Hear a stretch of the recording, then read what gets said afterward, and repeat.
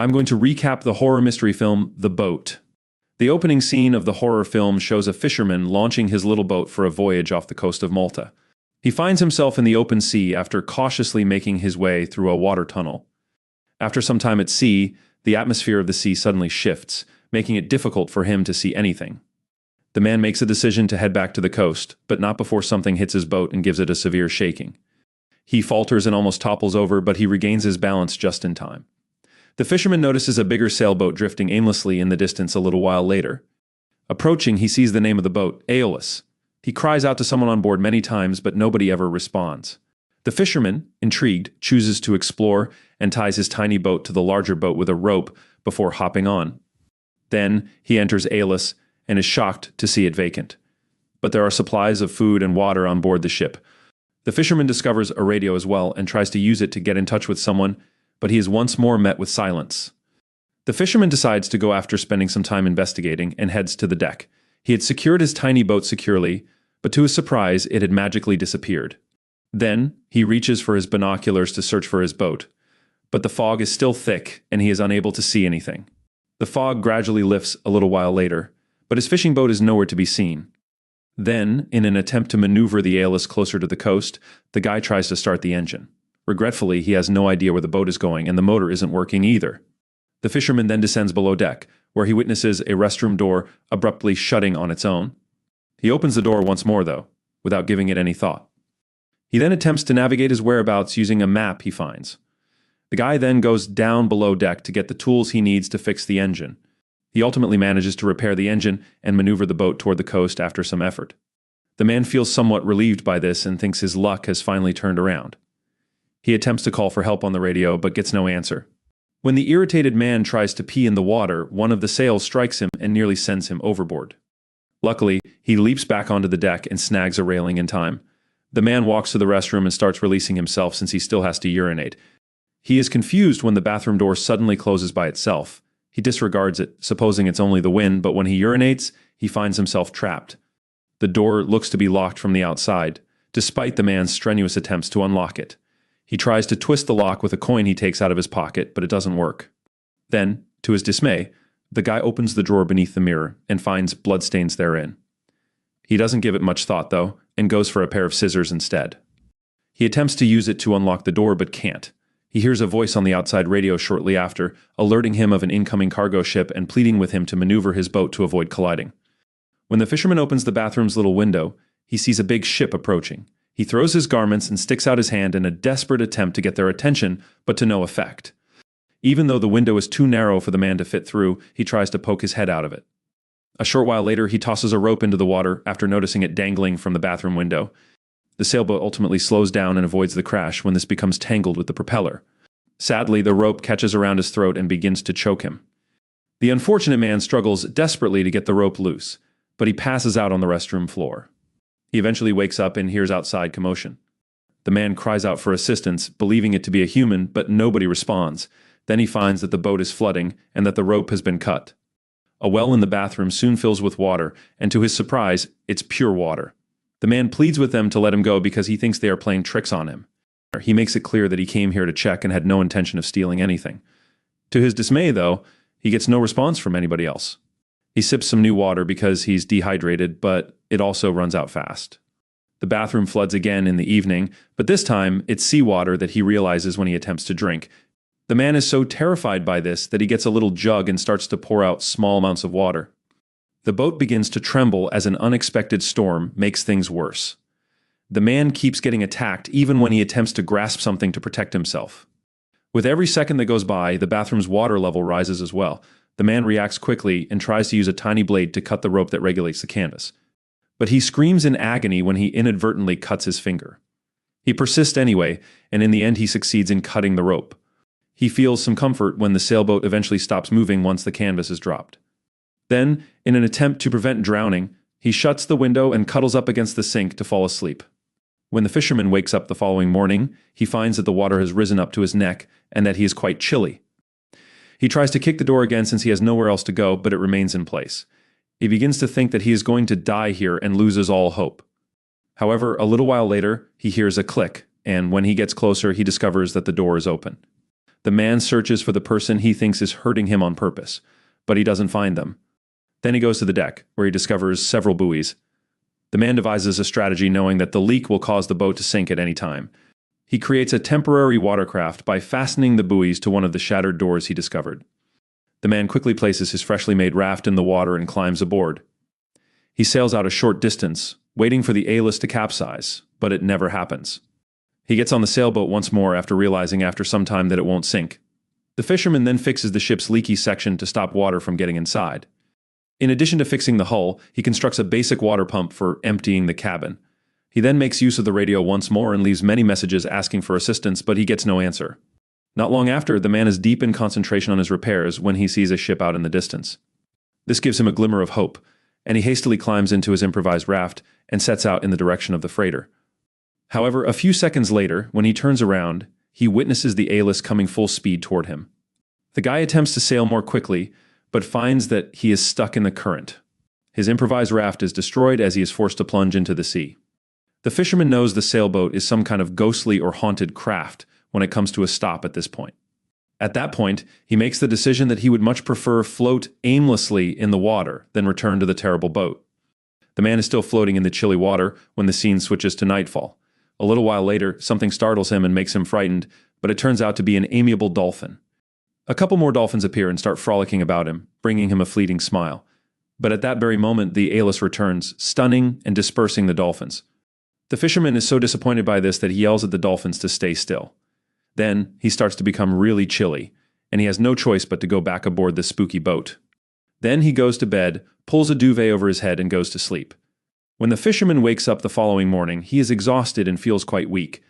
He looks out and sees that the boat is traveling quickly. He finds that the deck's main entrance is locked when he attempts to walk outdoors. Shortly after, the man decides to look into the unusual sound he's hearing coming from the restroom. He discovers a little hatch there that he was previously unaware of in the corner. When the man unlocks it, he finds that it leads to a little storage space. But the moment he steps inside, the little door slams shut, keeping him in again. To make matters worse, he hears footsteps in the distance. The man attempts, frantically, to open the window above him, but he can't. In the meantime, the boat is getting closer to a little beach village, which could be his final opportunity to get out. He asks the person who is not visible to stop the boat, since he can still hear footsteps. Additionally, he sobs and says he can't handle it any longer. Not long after, the fisherman starts to have trouble breathing since there isn't enough oxygen in such a small area. But the hatch door opens on its own just as he's ready to pass out. The man approaches the deck cautiously, thinking it's just another prank. He is shocked to learn that the yacht is now docked close to the town. Without more ado, he leaps off the ship and at last exhales with relief. After that, the fisherman finds himself alone in an unfamiliar town. He grabs an iron bar from somewhere nearby and begins to look for the person who has been causing him harm. Nevertheless, all he finds are dilapidated and deserted structures. Though a few ships are still berthed in the harbor, there are no signs of human activity in the area. He discovers Aeolus getting ready to go shortly after that when he hears some sounds in the distance. In an attempt to find out where it's going, he begins to approach it. But the boat disappears, leaving him dumbfounded. The man is shown in the last shot wandering aimlessly about the island, lost and not knowing where he is. He eventually makes it to the opposite side of the island, which is the same location he left at the start of the film, for unknown reasons. He's taken aback to discover his little sailboat, which vanished for no apparent reason a few days prior. Several individuals are spotted nearby, enjoying their holiday as if nothing strange had happened, while the camera pans out. A scene showing a tiny entrance to a water cave that opens up onto the huge ocean beyond serves as the film's closing shot. One final glimpse of the spooky sailboat appears in the distance. It appears to be searching for its next victim. Thank you for watching, subscribe, and stay tuned for more videos. I'm going to recap the horror mystery film, The Brass Teapot. The opening scene of the horror film shows a lady accidentally saw an elderly woman in an oil drum discovering a solid gold teapot. It was impossible for someone else to inherit such an unexpected windfall. As soon as she had the opportunity, she followed her and crept inside the elderly woman's home. The elderly woman was shocked to see the golden teapot set on a simple, small table. She was able to approach the teapot covertly since the elderly woman turned aside to answer the phone at that precise time. Alice couldn't contain her delight at seeing such a lovely gift, and she snatched up the teapot right away before escaping from the house. When a confused John noticed Alice pressing him to start the car immediately, he grudgingly drove off. Alice discovered the teapot was actually made of brass as she was joyfully examining her gift. Unaware that this teapot would soon completely upend their lives, the two went home disappointed. Early the next morning, Alice unintentionally burned herself using a curling iron while fixing her hair. The teapot next to it seemed to move, oddly enough. She discovered $200 inside when she lifted the lid. A weird notion crossed Alice's head as she hastily took out the banknotes and smelt them in amazement. She decided to burn herself again, and sure enough, there was another pile of cash in the teapot, this time $700. Her hypothesis was accurate. The teapot was an extremely profitable device since the amount of money it generated was closely correlated with the extent of the user's hurt. She kicked the table leg, hopping around in excruciating pain. She noticed that there was, in fact, another pile of money in the teapot. She banged her fist against the cupboard, still not pleased, and more banknotes poured out of the teapot. When John arrived home from work, he suspected Alice had been attacked. He found her laying still in bed with several bruises. Alice, however, remained silent and led him to the living room, where she handed him the teapot and instructed him to touch it. She then gave him a hot slap. Before John could comprehend the situation, Alice revealed the teapot's secret to him by opening it and spilling forth mountains of money. John didn't think she was telling the truth. He thought it was all a setup. Alice gave him a hard knee before he could continue speaking, and more money naturally spilled out of the teapot. They experimented all night long and discovered a clear correlation between the quantity of money and the degree of physical discomfort. According to Alice, they might become the wealthiest individuals on the planet if they persisted. John wasn't on board, though, since he thought that if they ruined themselves in the process, all the money in the world wouldn't matter. But Alice didn't agree with John, and she even slept with the teapot cradled in her chest. However, she discovered a letter from John on the nightstand and discovered that her priceless teapot was gone when she woke up. John made the decision to give the teapot back to its original owner out of concern for the risks it may pose. However, the elderly lady's house was deserted when he got there. He was desperate to keep the teapot out of Alice's hands since he saw it as a ticking time bomb. In order to sell it, he brought it to an auction house, but the specialist determined that it was a relic from an enigmatic Eastern country that was more than 2,000 years old and had an incalculable worth. But he had no idea that a catastrophe was subtly hovering above him. John and Alice later visited the library to look for hints regarding the teapot. Indeed, they discovered some clues in an old book that stated that although the brass teapot had a unique power, no one who used it ever lived to see the conclusion. Unaware that this action would ultimately spell their demise, Alice hurriedly tore out the paper and shoved it into her purse out of fear that John would find out. They agreed when they got home that neither of them could tell a third party the secret. Then both of them put their hands close to the stove heat, making the teapot vomit forth $100 notes. However, that was insufficient. Alice had a full-body wax at a beauty parlor to expedite their accumulation of cash. To make matters worse, John had his teeth extracted by a dentist without anesthetic in order to cause as much pain as possible. They swiftly accumulated $1.94 million in cash by pursuing bodily agony using every possible tactic. After that, Alice bought a diamond ring she had never dared to dream of, and John purchased his ideal luxury supercar. They even purchased a massive mansion. The couple that struggles to pay their rent now indulged in luxury activities, becoming full-time billionaires. One day, a mystery man with an Eastern look appeared at their door during a spectacular party they were hosting. He turned out to be Dr. Ling, an antiques-focused occultist who had come especially to claim the teapot in the hopes that they would give it to him. But the teapot's great power encouraged the couple to keep it, so they sent Ling away right away. They were unaware that they had just invited trouble. They hurried to the door to peep through the crack after being startled awake by a disturbance that night. They witnessed two robbers taking cash from their home. Alice pulled John away in terror. He snatched up a nearby floor light in a rush to protect himself. However, the robbers said that the teapot was taken from an antique business and was a family relic. They didn't intend to seize it this time, but they had discovered its location through an assessment show. Alice rushed at them and began assaulting, refusing to part with a single cent. However, the robbers were too strong for them, and they were soon rendered unconscious. They eventually realized how serious the issue was when they woke up to discover that all of their money and possessions had been taken. To find out the truth, they hurried to Ling's residence, where Ling gave them a stack of photos. According to him, the brass teapot has a 2,000-year history and has been used by several people, all of whom met horrible ends. It may have devastating effects if it ended up in the wrong hands. It would still be disastrous even if only nice people used it. But Alice's avarice was at an unthinkable height. She was adamant that she would never give the teapot to anyone and that she would use it very carefully.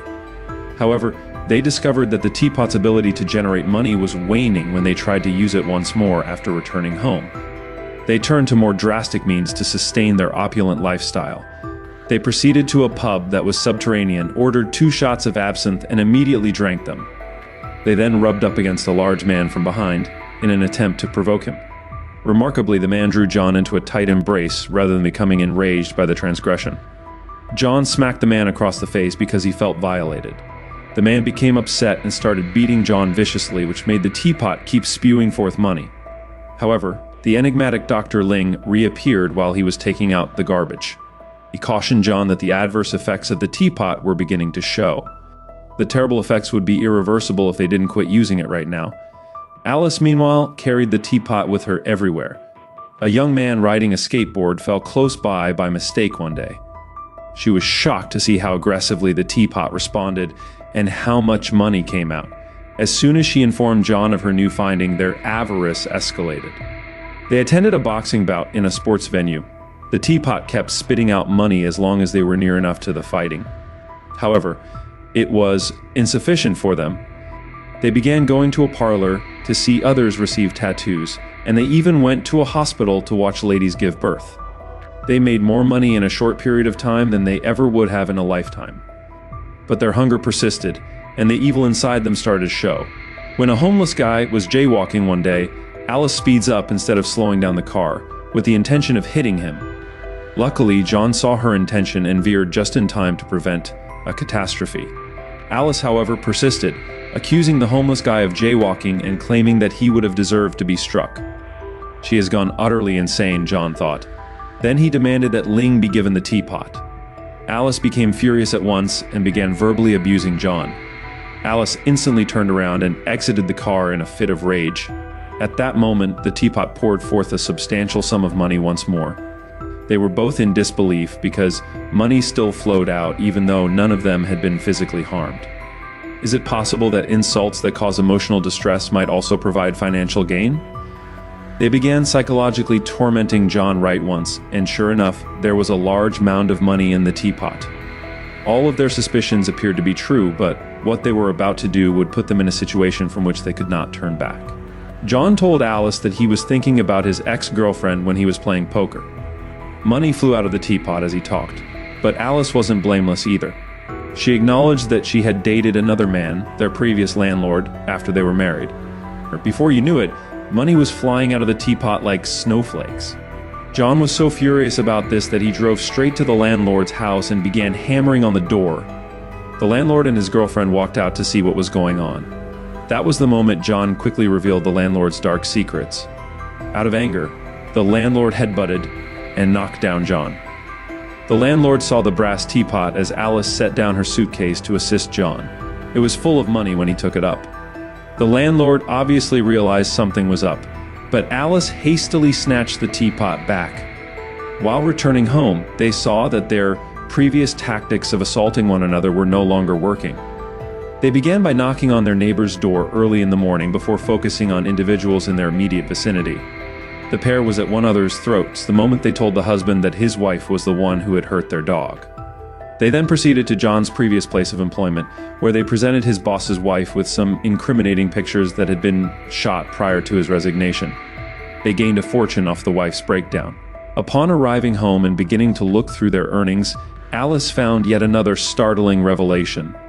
Alice would do whatever it took to get money, and she launched her assault as soon as they got to her sister's house. After witnessing her sister's pathetic face, Alice finally found it impossible to tell the truth. But as soon as they arrived home, John appeared abnormally happy, and she regretted it. It indicated to him that Alice was still somewhat human. However, Alice had a fresh plan and firmly pulled John out into the country to dig a hole since John was being too naive. There were enough of evil individuals in the world, so why not use them to provide value? John became acutely aware that Alice had become a total monster. John had no choice but to turn and walk away. John went to Ling's residence by himself to ask for assistance. He asked Ling right away why, if he knew they had the teapot, he hadn't just taken it. Ling clarified that the owner has to voluntarily give the teapot away in order to lift its curse. However, even Ling was helpless now that Alice had completely given in to the teapot's influence.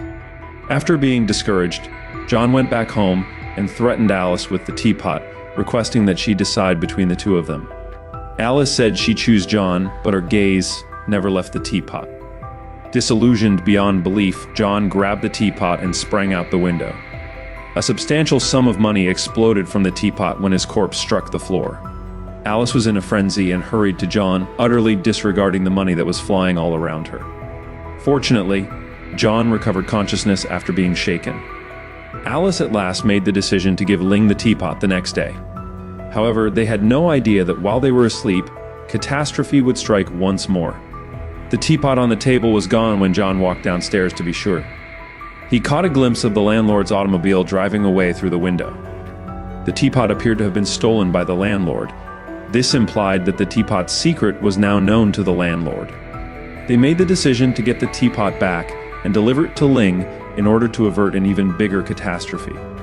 However, they were astounded by what they saw. When they got to the landlord's house, it was a complete disaster and in complete disorder. The landlord and his lover, prepared to exchange their lives for unending fortune, suddenly emerged brandishing their firearms. The landlord obviously knew just how to utilize the teapot. They were preparing to take action when the two robbers unexpectedly broke in. The robbers had first intended to take advantage of Alice and John, but now things had gotten totally out of hand. Immediately, they requested that the landlord give them the teapot, but the landlord and his girlfriend refused to give it up since they were now so obsessed by greed. The robber was so enraged that he shot the landlord dead. As bullets exploded behind them, Alice and John dived behind the sofa and remained motionless. Money kept pouring out of the teapot in the meanwhile. All four had perished by the time they eventually peered out. Giving the teapot to Ling, who had been waiting outside, they hurriedly took the money and the teapot and left the landlord's house. A double-edged sword, greed may propel us ahead or bring us to ruin. Instead of letting greed lead to our demise, we must learn to control it and use it as a driving force for advancement. Ling sailed a boat to the middle of the Pacific Ocean to make sure the brass teapot could never hurt anyone again. There, he threw the teapot into the dark, deep sea, along with all of its unending wickedness. Thank you for watching, subscribe, and stay tuned for more videos. A woman had a kid that was larger than her after 3 years of carrying the child. No matter how horrible other people think she is, a mother will never leave her child. In order to take care of the child while everyone else was out, the couple sneaked him home. Nevertheless, the child matured rapidly. He was able to stand and walk before his first month of life had passed.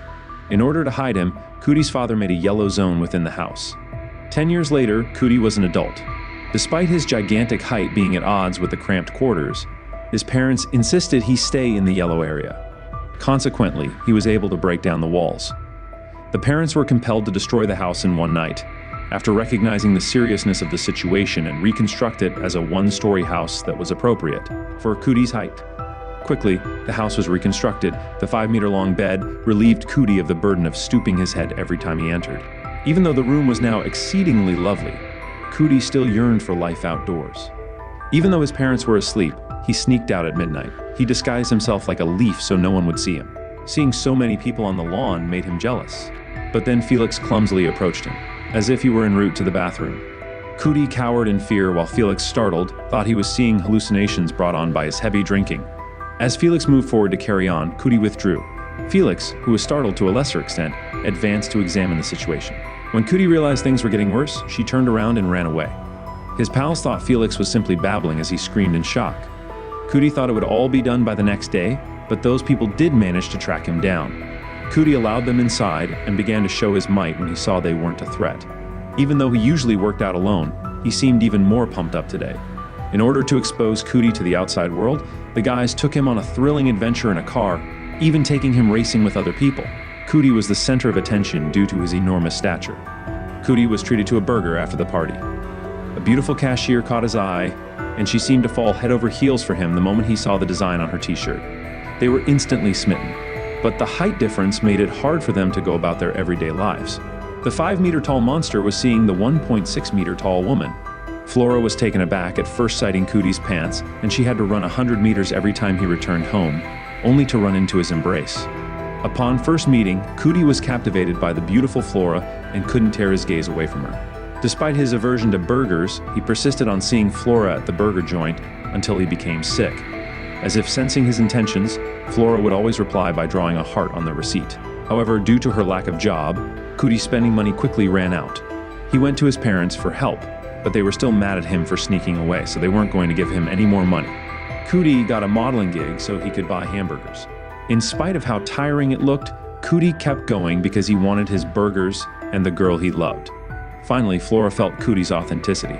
Upon seeing Cootie enter the store, Flora wasted no time in approaching him and expressing her feelings.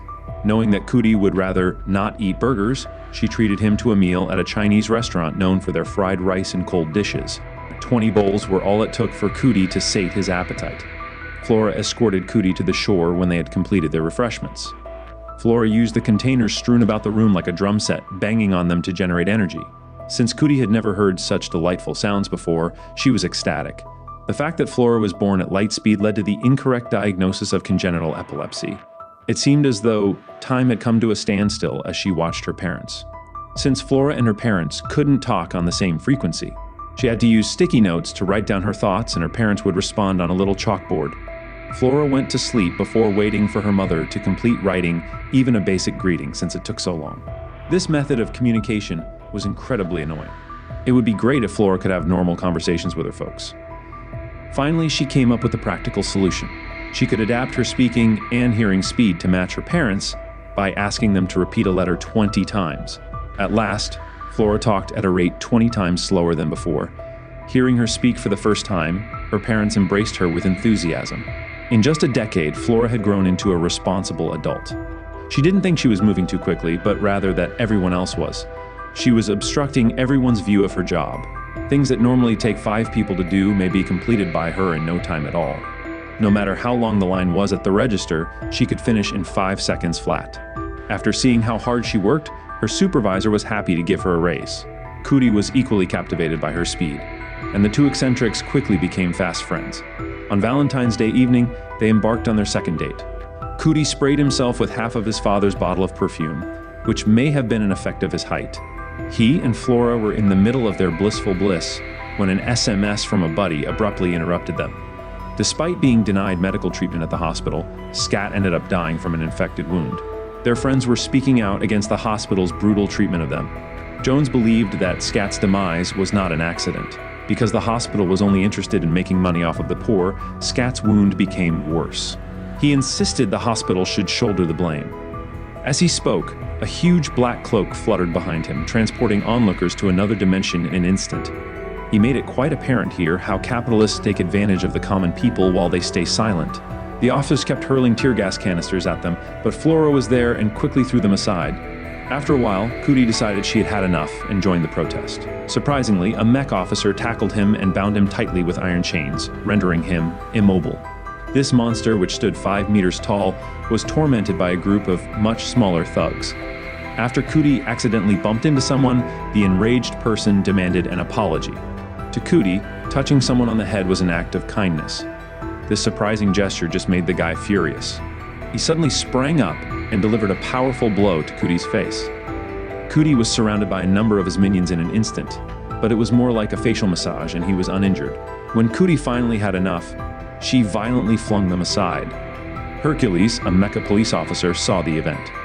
Cootie was obviously the object of his efforts to gain public acclaim and become a hero. Hero failed in his duty as a police officer to eradicate evil and promote righteousness. In reality, he often helped the rich while oppressing the destitute in the shantytowns. All of the local institutions catered exclusively to the well-off, while the poor were denied access to health care altogether. The insurance company refused to treat Scat for his small injury since he hadn't paid for it. The security guards violently removed him from the premises regardless of the seriousness of his situation.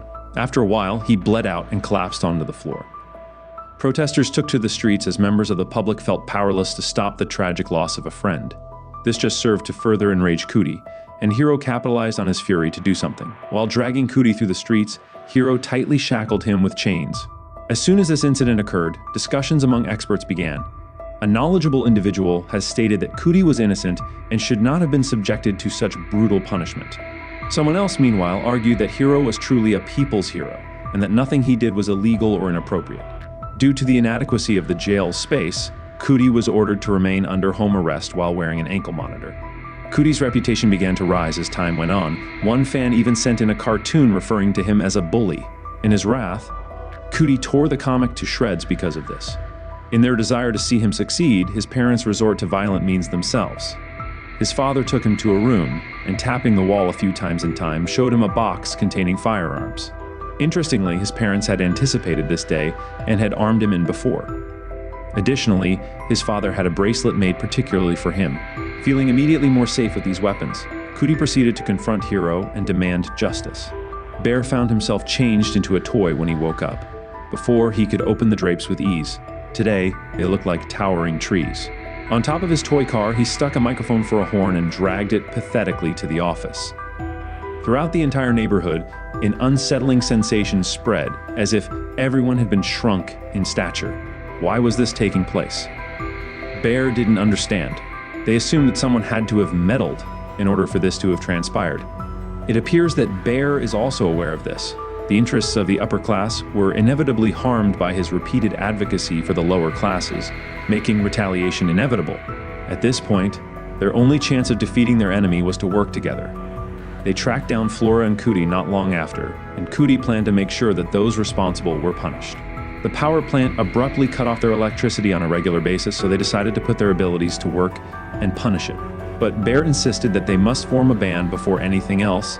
At this very time, Cootie doubted Bear's capacity to even contemplate forming a band. As soon as Flora's unexpected acceptance arrived, Cootie's envy set in.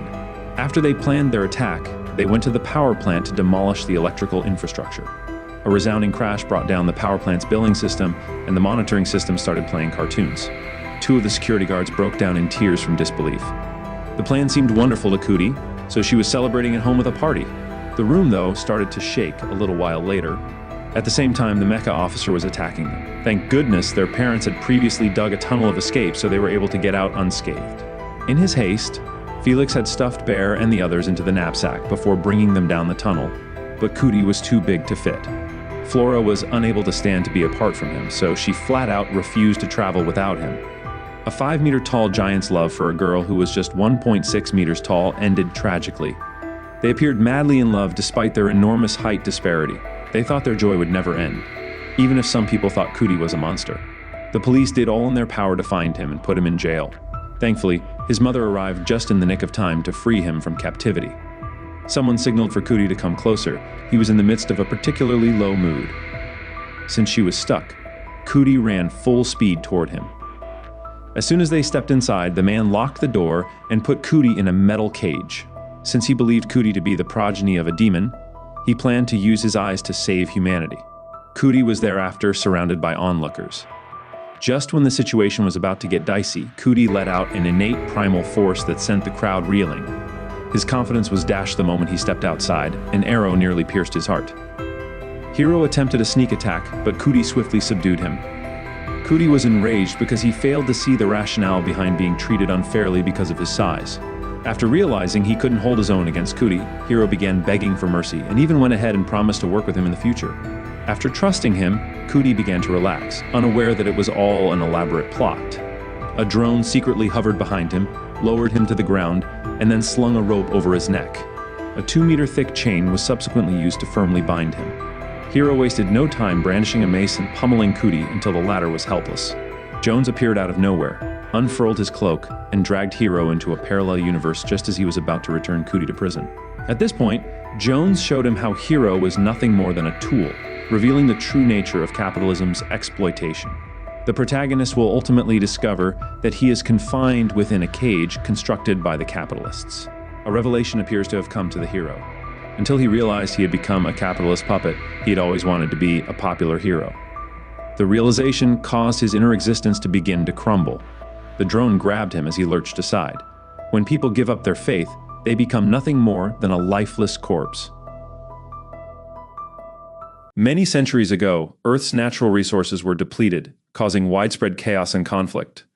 The world's top scientists set out to save what remained of civilization, developing genetically enhanced orchids as a new energy source. However, humans continued to fight over their differences, so the scientists created the transformation. When people turn 16, they undergo a life-altering procedure that transforms them into their ideal selves.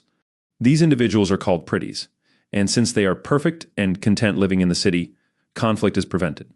Those who have not undergone the procedure are known as UGLIES and reside in the dorms of Uglyville. Tally eagerly anticipates becoming a pretty and frequently uses a mirror app to see her future appearance after the procedure. Her best friend is Paris, and they have affectionate childhood nicknames for each other. They sometimes sneak out during curfew to the bridge to observe the pretties partying in the city with special glasses. Tally will turn 16 in 3 months, but Paris is older and scheduled to undergo the operation the next day. They have matching scars on their hands and promise not to let the doctors remove them when they become pretty. A patrol drone flies by, prompting them to hurry back to their dorms. The next day during an assembly, Tally overhears other students discussing the Smoke, a rumored hidden place outside the city led by someone named David, where people allegedly escape to. Most students are skeptical about the existence of this place. Then, a hologram of Governor Cable appears and delivers a speech emphasizing the importance of being pretty and perfect. Paris had asked Tally to meet her at the bridge in a month's time. That evening, Tally watched the fireworks above the city and recalled the day she first met Paris. Tally's parents had just dropped her off at the dormitories, and Paris was behind her in line. They hit it off and became besties. One day, Paris accidentally cut his hand while taking a tablet from Tally, and they both ended up with the same scar, vowing to stay friends forever. Days went by, and Tally maintained her routine of attending classes and checking her appearance in the mirror.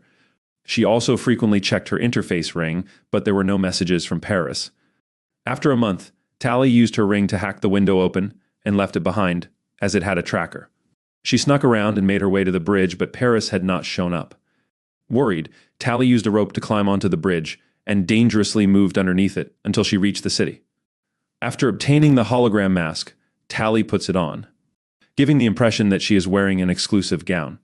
Tally is able to enter the party and is amazed by all the decorations. Eventually, she finds Paris, who looks very different and doesn't recognize her. Tally removes her mask and asks why he didn't go to the bridge, and Paris explains that things have changed and he doesn't know how he could relate to her anymore. Tally is shocked by this and realizes how much he has changed when she notices his scar is gone. The security system then detects her presence and Tally has to run away from the guards. She gets stuck on a balcony, so she steals a bungee jacket and jumps. The fall is long, but the jacket causes her to bounce and land safely nearby. Tally then runs out of the city by going under the bridge again. She mistakenly kicks a stone into the water. A flying drone locates her and approaches closer to arrest her. Suddenly, her classmate Shay appears and helps Tally get on her hoverboard, allowing them to fly away and escape. Tally helps Shay retrieve her lost hoverboard after Shay takes it on a wild ride through the woods. As a thank you, Tally steals some snacks from the kitchen. The girls bond over their shared experience of being the last among their friends to turn 16 and become pretty. They discover they have the same birthday and get excited to go through the transformation together. The next day, Shay tries teaching Tally to use a second hoverboard, but Tally falls immediately. At school, Tally is surprised to see some girls return a rare book to Shay, as such books are scarce. The girls are impressed by the book's description of living in nature, wondering if that's what the Smoke is like. Tally borrows the book, but she's upset that Shay told everyone about Tally's stunt, fearing it could impact her eligibility for the operation to become a pretty. However, Shay assures Tally that the system wants everyone to undergo the transformation. Tally keeps having dreams about the procedure. Shay keeps teaching Tally how to operate the hoverboard, and in exchange, Tally keeps using her ring to hack and get more food. Tally also shows Shay the pretty design she created on the app, but Shay doesn't have an account. Tally is not excited about the upcoming operation. Eventually, Tally becomes skilled at using the hoverboard, and the girls enjoy doing tricks on crazy ramps. When Tally returns the book to Shay, Shay expresses a desire to visit the beautiful natural world, and mentions that it might not be so bad to avoid the operation. However, Tally thinks Shay's idea is crazy. Suddenly, Shay reveals the existence of the Smoke and takes Tally to the edge of the woods. They remove their rings and cross the border on their hoverboards. They reach the ruins of an old city, where Shay tells Tally about ancient objects like roller coasters. Shay then takes Tally to an abandoned building and reveals that the Smoke is real and that David will be arriving soon. Shay refuses to get the surgery and plans to leave that night, inviting Tally to come with her. But Tally declines, saying she wants to become pretty, not be free. The text describes how Tally's friend Shay has gone missing, and Dr. Cable believes Tally knows something about it. Cable tries to pressure Tally into helping them find Shay, who they think is in danger and being held by a man named David. Despite Tally's insistence that she doesn't know anything, Cable delays her surgery as a way to coerce her cooperation. Tally's friend Paris then appears and urges her to tell Cable what she knows so they can be reunited. The next day, Cable informs Tally that David is developing a weapon to attack the city, and he wants Tally to infiltrate the smoke to help find Shay and stop David. Tally is told that if she succeeds in her mission, she will receive the medical procedure she desires. Tally is also given a necklace with a flashing light, which she must activate when she discovers the weapon's location. Tally then follows Shay's guidance and rides a hoverboard along the old roller coaster track for some distance. Eventually, Tally encounters a gap and falls into the woods, but she is caught by a force field. Tally follows the abandoned train tracks to find the smoke. She survives in the wilderness for a few days, appreciating nature more than ever, and even climbs a mountain. The train tracks have a large gap over a chasm, so Tally uses her hoverboard to make a big jump, which shuts down the board. She begins falling rapidly, but the hoverboard reactivates, and she reaches the other side. Tally then waits in a field of flowers as instructed. Meanwhile, Cable brings Paris to her office, revealing that Paris went to her dorm the previous night because she had asked him to. Paris admits that it felt good to be in town, as if he could think clearly again. Cable then announces that a select few have been chosen for a new procedure, and Paris agrees to undergo the surgery for body enhancements. That night, Tally wakes up uncomfortable because of smoke. Tally was unsure of what to do, but a mysterious person, David, suddenly appeared and took her away. David scanned Tally and her belongings for trackers, finding one in her hoverboard and removing it. However, the scanner didn't detect anything in her necklace. Meanwhile, Cable's people received an alert about the tracker being removed and sent people to search the area. The next morning, Tally and David reached a smoke outpost, where Tally reunited with her friend Shay. Shay was excited to see Tally, but Croy was suspicious. The group camped for the night, and Shay asked about Tally's necklace, so Tally claimed it was a gift from Paris. Tally was surprised to see Shay happy, despite what Cable had said, and tried to express her concerns, which made Shay think Tally had come to convince her to go back. This led to an argument, but Tally agreed to give the smoke a chance. The following day, Tally learned that the smoke intentionally started fires to burn the orchids, as they were actually toxic and destructive. The person claims the orchids are a clean energy solution, but David refutes this, stating it's a government lie and the flowers are actually devastating the planet. David wants Tally to accompany them on their mission to demonstrate the truth, which Croy opposes, but Shay vouches for Tally's involvement. The group uses an old helicopter they repaired with solar panels to fly over the area. Tally notices that the former orchid habitat has become a desert. Shay uses a flamethrower to burn down as many orchids as possible. Croy's tablet detects someone approaching, so David lowers the helicopter to hide in the smoke. This causes Shay to fall from the helicopter. Cable's scouts are getting closer, so Tally ties a weighted bag to the end of the rope and uses it to descend. The helicopter starts to lose lift as Tally searches for Shay in the flames. Tally spots Shay, and when a scout tries to approach closer, Tally grabs the burning bag and throws it in his direction. The girls then hold onto the rope as the helicopter flies away just before a scout can jump on. Tally has been given a chance to experience life in the smoke, a thriving community living in nature. Despite her initial discomfort, she finds the smoke's way of life intriguing. The group camps for the night, but Tally struggles to sleep, thinking about Cable and how she was taught to manipulate the rebels. The next day, Tally is blindfolded and taken to the smoke, where she discovers a self-sufficient society without money, where everyone works and shares resources. Tally finds the lifestyle more challenging than city life, but admits the self-grown food tastes better. One afternoon, Tally's curiosity leads her to a mysterious door, but she is caught by Croy and sent away. As she adjusts to life in the smoke, Tally begins using tools, trying new spicy foods, and participating in the community's social activities around the fire. Tally and David cherish their time together. After several attempts, Tally successfully hits the practice target. During their return trip, David reveals that he has never seen the city as he was born and raised in the wilderness with his family. Tally is surprised by this, as she had limited interaction with her own parents. David gave Tally a pair of gloves. Then, a smoke member came back with a wound, saying the scouts they encountered were faster and stronger than usual. Shay noticed Tally wearing the gloves and explained that the items there have different values, and since David made the gloves, giving them to Tally means he likes her. Shay told Tally to make a decision and stop playing with them. During a later walk with David, Tally mentioned hearing rumors about a weapon to destroy the city, so David took her to a house away from the camp. There, Tally met David's parents, AZ and Maddie, who were guarding all the books. They used to be cosmetic surgeons for the government and became suspicious of some tests, so they started investigating. It turned out that the physical changes were just a cover to hide the fact that people's brains were also being altered.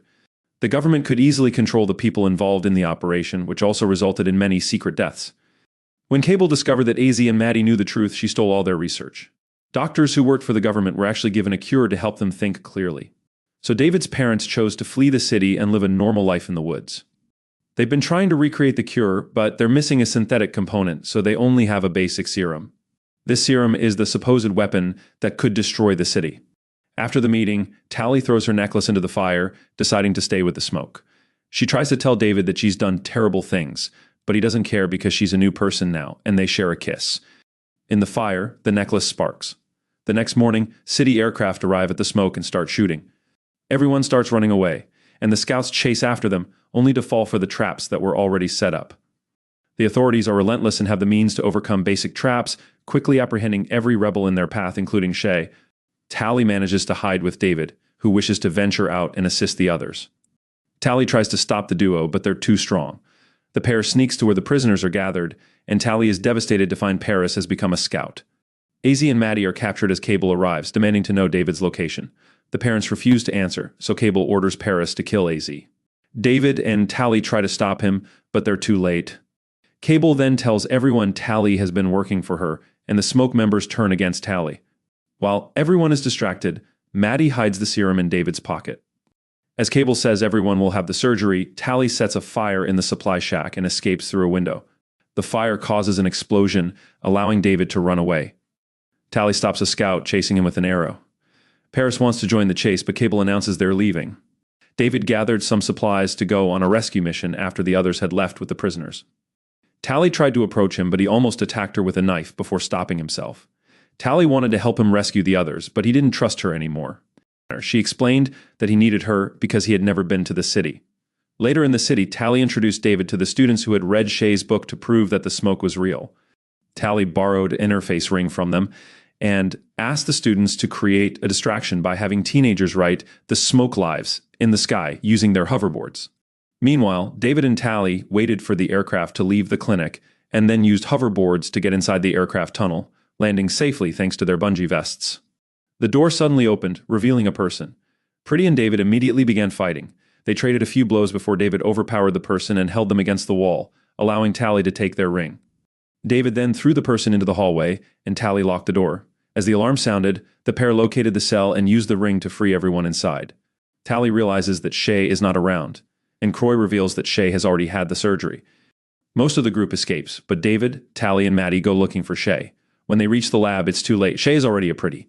Tally cries and apologizes, but Shay says she loves it. Cable and Paris then arrive and force the trio to get into the machines to undergo the surgery. The group was forced to flee when the machines were damaged, causing the system to fail. Tally tried to reason with Paris, using their nicknames and mentioning the scar he got from the glass. David mistakenly thought Paris was attacking Tally and tackled him, but Paris was stronger and beat him up. Tally used a hoverboard to tackle Paris, causing him to fall off the edge. Paris held on for a moment, saying Tally's nickname before falling into the waterfall. The group then escaped on hoverboards and saw the other teens making the drones crash in the sky. They hid in the abandoned city, and Maddie took the serum from David's pocket to finish mixing the cure. Shay doesn't want to take the medication because it may have negative impacts on the brain. Shay decides not to force it on anyone, so Tally volunteers to be the one who receives the treatment. Tally will turn herself in and let them perform the surgery so she can then take the cure, and she will give them a signal to let them know if it's effective. The aircraft and rope are arriving, so after one last farewell, the group escapes while Tally allows the scouts to capture her. Later, Tally is the ideal pretty living in a luxurious apartment. She claims to be content with this lifestyle, but the mark on her hand shows she is still her true self and is acting as a spy. This young man is playing video game in the casket. At his own funeral. The film commences at Darren Shan's funeral, a young, vibrant boy. His passing has taken many by surprise. It has been revealed that he is, in fact, still alive. Funny enough, his playing video game in the casket. The film then moves to the past, as Darren explains the remarkable quality of his life during that period. His parents were pleased with him as he was well-liked at school, had good friends, and performed well academically. Steve, his childhood best friend, represented the sole negative aspect of his life. Steve convinces Darren to forego their history lesson one day at school. Subsequently, the two ascend to the rooftop, where Steve proceeds to throw stones at several light bulbs, shattering them. Their history instructor then perceives the noise emanating from the roof and challenges his colleague to follow suit. As a result, the boys are taken into custody and their parents are informed. Darren faces significant challenges due to his parents' perception of him as the ideal student. Along with issuing a stern reprimand, they imposed a 2-month grounding. Due to his negative influence, they also restrict him from maintaining a friendship with Steve. On his way to school the following day, Darren informs Steve that his parents would prefer him to end their relationship. This situation discourages Steve, and he places the blame on Darren for having poor self-defense. During the quarreling between Steve and Darren, an individual in a limousine tosses a flyer that lands very close to them. An invitation has been extended to a freak show, a circus performance. The event occurs once every 500 years, as stated in the flyer. Steve and Darren recalls when their instructor advised them against attending the performance due to its illegality, yet out of stubbornness they decided to proceed to the freak show. Later that evening, Steve and Darren discreetly departed from their homes and rode their bicycles to the circus. The individuals exhibit unconventional interests. Steve has a fascination with vampires, while Darren is a significant admirer of spiders. They acquire a ticket from a small humanoid figure hidden behind a curtain at the arena. However, the creature bites Steve's hand and retreats after he provides it with the money. The group proceeds into the cinema after setting aside the unusual encounter. A diverse array of age groups, including adults and senior citizens, have shown interest in the program. The show is about to commence, and Mr. Tall, the host, ascends the stage. Prior to presenting a diverse group of individuals to the audience, he expresses his gratitude for their attendance. Initially, the presence of a wolf man causes concern among everyone. In a shocking turn of events, the individual resembling a wolf violently bites off a woman's hand in the crowd at the direction of Mr. Tall. The woman's hand regenerates swiftly, and she approaches the stage with an air of composure, as if as normal day-to-day activity to her. Mr. Tall subsequently identifies her as Korma Limbs, a member of the freak show.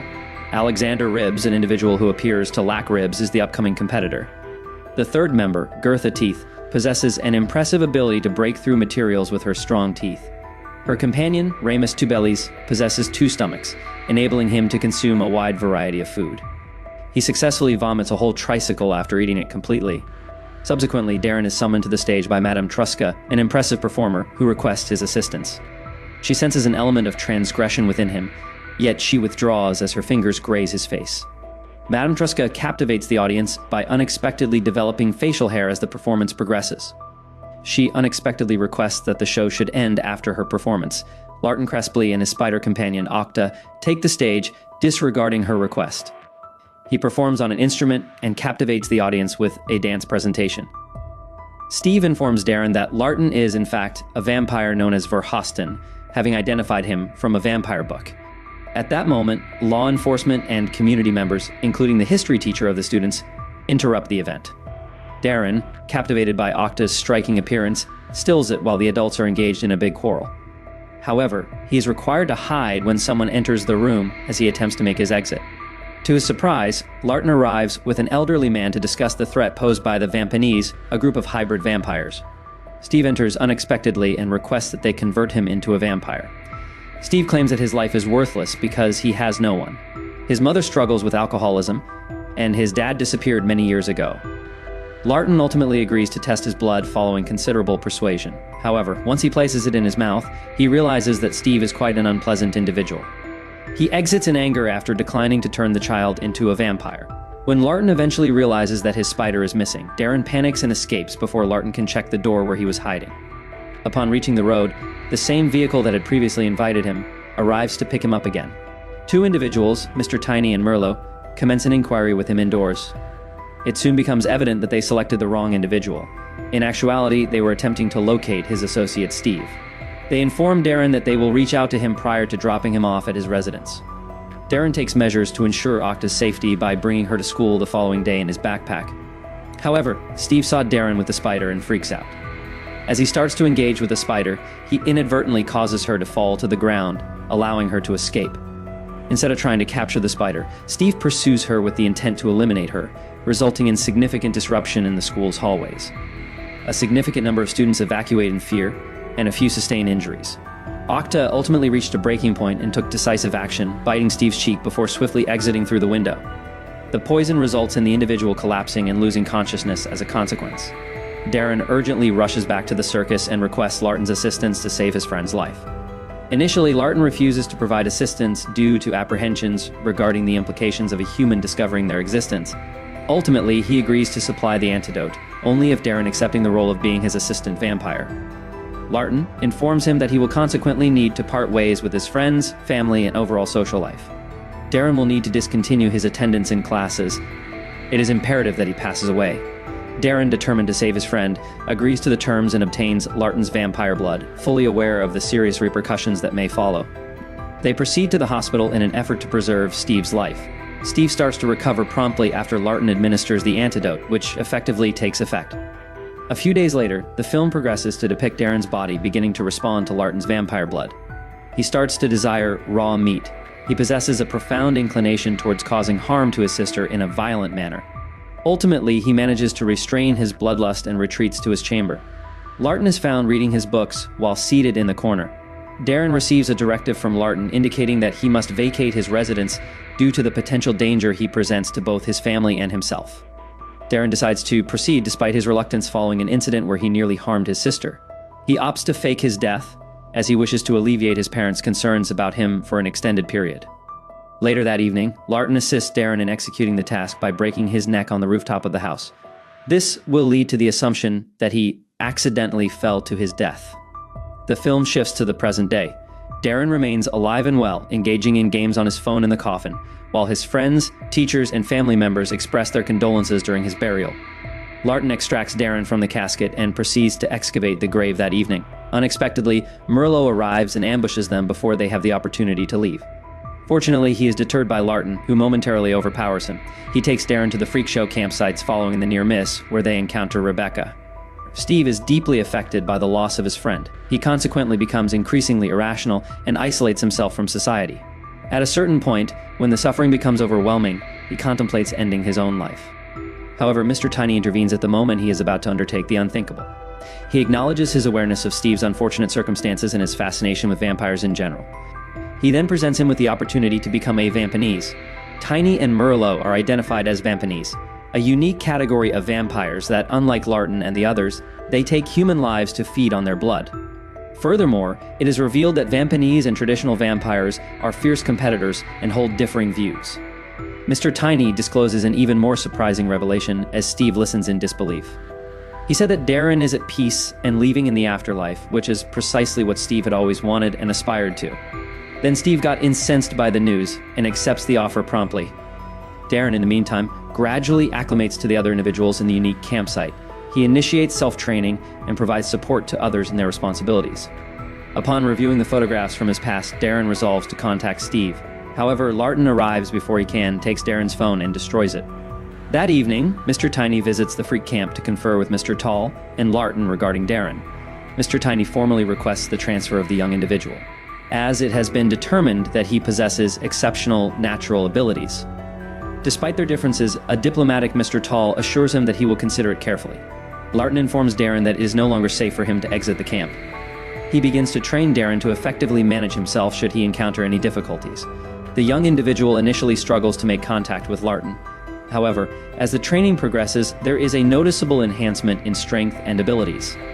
Steve acquires remarkable abilities following Merlot's transformation of him into a Vampanese. Furthermore, Steve exhibits a growing hunger, ultimately leading to his history instructor becoming the initial victim. Meanwhile, Darren begins to require new blood as he starts to experience hunger. Larton escorts him to a nearby farm and administers sedation to an individual to address the situation. He stated that vampires merely borrow blood from individuals, instead of taking their lives. Despite Darren's hunger, he finds himself unable to proceed, leading them to return to camp. Shortly thereafter, a group of aggressive Vampanese unexpectedly invaded the peaceful campsite of the performers. The conflict between the two sides is marked by significant violence, resulting in considerable chaos. The Vampanese swiftly ascertain Darren's whereabouts, ultimately discovering him and Rebecca hiding within a dressing room. An aggressive confrontation ensues when the Vampanese attack Darren. Nonetheless, Darren is saved from imminent death. Ultimately, it is revealed that Rebecca has been taken by Merlot. Darren, feeling a sense of accountability for the entire situation, sets out to find her the following morning. Mr. Tiny takes his family captive in an effort to deceive them. Upon Darren's arrival at his home, he finds out his family is taking away. He notices an invitation to the circus on a flyer placed on the table. Larton, in the meantime, gathers his weapons after making the decision to engage in the battle.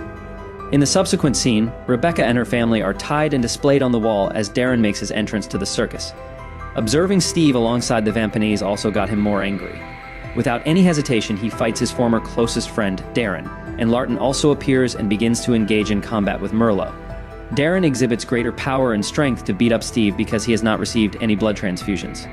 At that moment, Rebecca breaks free and instructs Darren to consume her blood to regain his stamina. Initially, he expresses his objections, however. Upon receiving reassurance from Rebecca that all will be fine, he proceeds to take her blood. Despite sustaining severe injuries in other areas, Larton utilizes his remaining strength to deliver a fatal stab to Merlot's heart, resulting in his death. Mr. Tiny observes from a distance as Darren and Steve engage in yet another fight. He decides to intervene and bring a conclusion to the situation because he has reached his limit. Mr. Tiny utilizes his distinctive skills to convert Merlot into a dwarf creature for the purpose of reviving him. He subsequently extends an invitation to the two young men to join him. Steve promptly complies, impressed by his strength, while Darren does not. Subsequent to the confrontation, Larton employs hypnosis on Darren's family to eliminate their latest memories. Their recollection of the paranormal activities that occurred before them will not be captured in this manner. Upon Darren's return to the camp at the film's conclusion, the group warmly welcomes him, creating a sense of belonging. Thank you for watching, subscribe, and stay tuned for more videos.